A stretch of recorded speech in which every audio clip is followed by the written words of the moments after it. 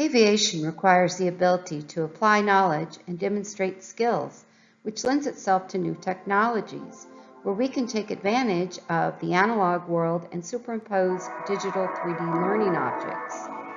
What has yet to be well established is which tasks are best suited for augmented reality and how to best assess these 3D learning objects. The use of interactive 3D simulation to augment training needs to be viewed from an instructional, business, and regulatory perspective. Answering this question requires consideration of many subjective factors, particularly when the indirect and intangible benefits may be impossible to quantify. However, when one considers the direct high costs associated with live training sessions, it makes sense to carefully examine opportunities to use augmented reality and PC-based simulation when you can. Breakthrough technologies uncovered new opportunities for cost savings. The U.S. Navy conducted a cost avoidance study comparing an 8-hour training session on actual equipment against the same training using 3D interactive simulations. They concluded that their $1.28 million investment in interactive training saved them over $4 million.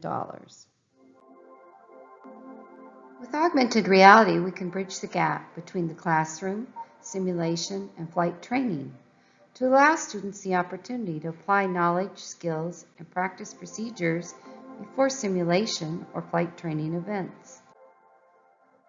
Digital computing headsets such as Microsoft HoloLens are intuitive and offer a natural means of interaction with no computer, wire, or touch screens. This approach has several practical advantages with new hand and eye tracking, without the need for any special gloves or tethers to expensive gaming computers. In aviation, it's important to train the way we fly and fly the way we train. Therefore, realistic buttons and hand movements are important. The size of the buttons actually impacted the way that people interacted with them. So for example, for the smaller one, most people would use 1 or maybe 2 fingers, but for the larger one, pretty much everyone used their entire hand. And this is kind of interesting when you think about it, because these objects don't really weigh anything, they're just digital things, but despite that, people would treat them like real things, almost as if the bigger one had more weight. I just love the way these move and the sounds they play when I press them. It's great. All right, how about something that uses all 10 fingers? Well, to test that out, we built a piano.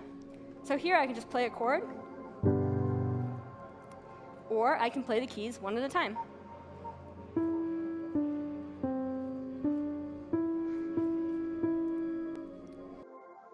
The fan serves as the first stage of compression on the CFM-34. At Western Michigan University, we have had success integrating 3D learning objects to enhance aviation systems curriculum. Now, in collaboration with ISU and the FAA WIDIC program, we are evaluating how we can introduce 3D learning objects into aviation weather education.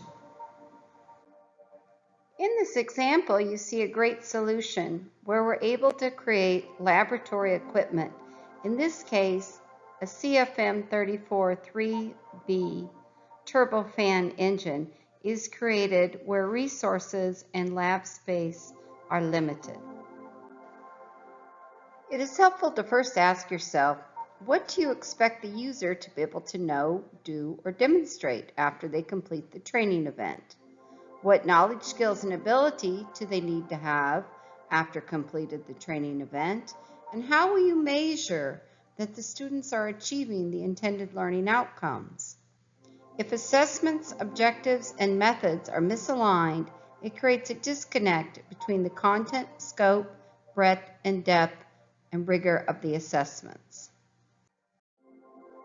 Download the free Weather Explorer app to see the capabilities of augmented reality with a textbook or any printed-based material.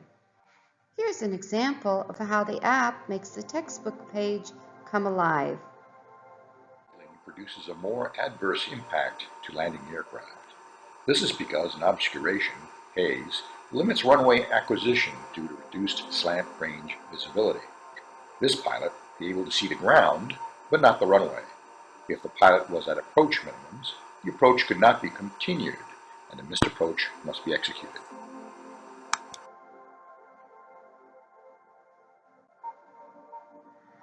New applications such as Spatial Collaborative Platform are just one way we can integrate 3D learning objectives into our curriculum. What if there was a better way to collaborate? A better way to build and work together? A way that brought us closer, as if we were sitting next to each other, face to face. What if our creativity could burst to life in the space around us? Spatial is a collective computing environment that lets teams visualize their thoughts in the room around them. Hi, Mike. Hey, Jess. How's it going? So whether you're on a desktop computer or scribbling notes on your phone, all your digital devices are seamlessly tied together into an infinite workspace. You can manifest your ideas before your eyes by just saying them, and in a click, expand them with the power of all the world's information. Using augmented reality's infinite canvas, pixels become tactile, letting you manipulate them like clay. Hey, buddy. We believe digital and physical worlds should live in harmony together. You can sketch ideas out on paper, or have them exist digitally.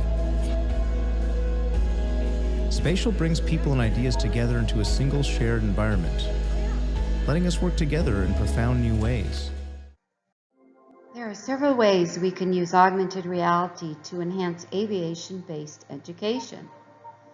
Although these new technologies can be engaging, increased technology is not always the best method to achieve the outcome desired. Therefore, it's important to first define the problem or gap in your training, then evaluate the best solution, which may or may not involve augmented or virtual reality. Before selecting augmented reality or any other technology as a training or assessment strategy, it is important to set realistic expectations and understand the limitations of the technology.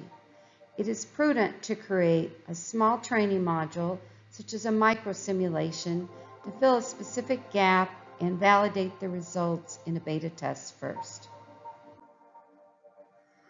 Thank you for joining us today. Feel free to contact me with your questions, comments, or if you'd like more information.